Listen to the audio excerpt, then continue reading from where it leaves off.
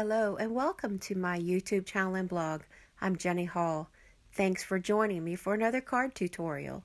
Today I have a clean design that I'm going to be using with some designer series paper and a couple of different dies. I have the stylish stems thinlit dies, and I have a stitched shape circle along with a layering circle. To do the stamping, I have a stamp that is from All Things Thanks, that is from the Occasions catalog.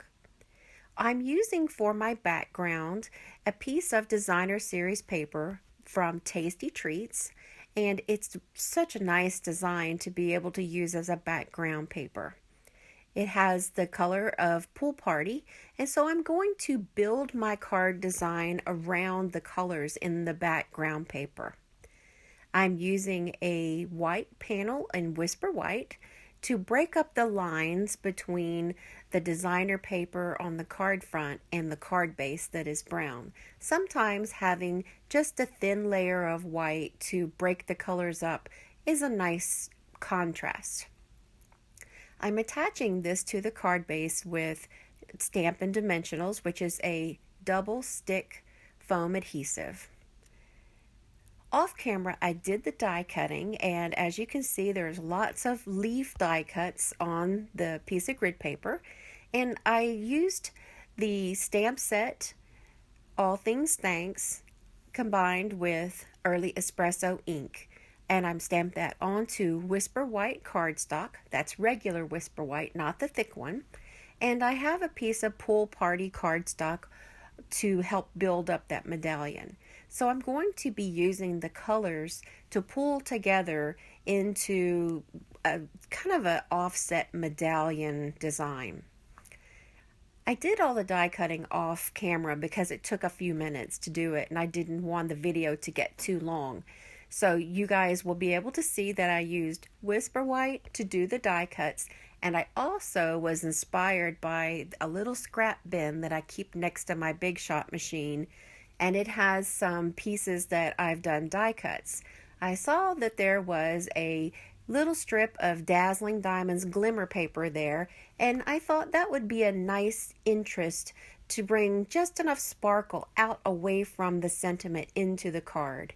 I originally had planned all of the die cuts to be just white, but I really like the look of having that sparkly only on two leaves, and I made sure to place them far enough away from each other as to bring the eye around the design of the card.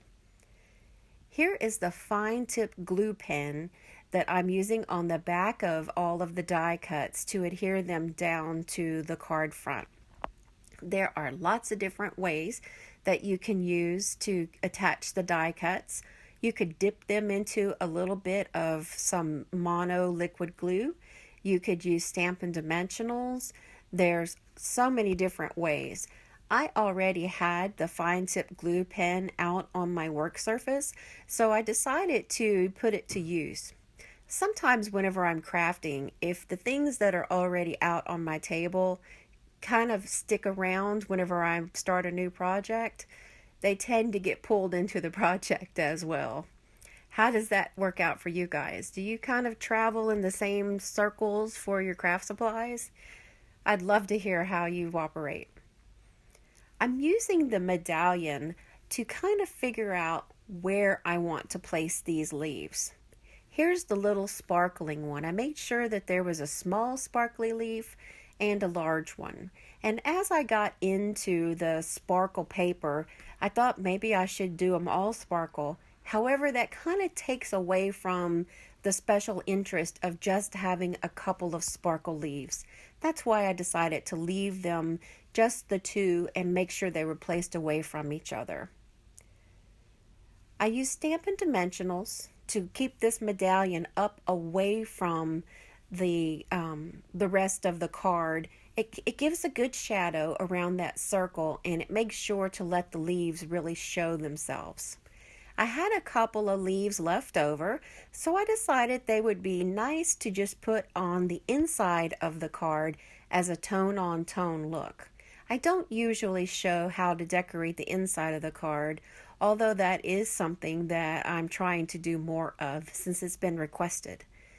Do you want me to start showing the inside card design? I would love you guys to leave a comment on the video and let me know what your thoughts are.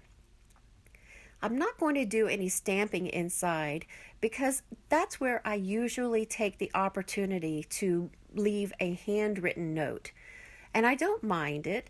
Oftentimes, if it's a birthday card, I'll stamp a sentiment inside, that just a small sentiment that says something in regards to the birthday. However, I like to write notes in my card. So if you've ever gotten a card from me, you'll notice that it's got lots of writing inside.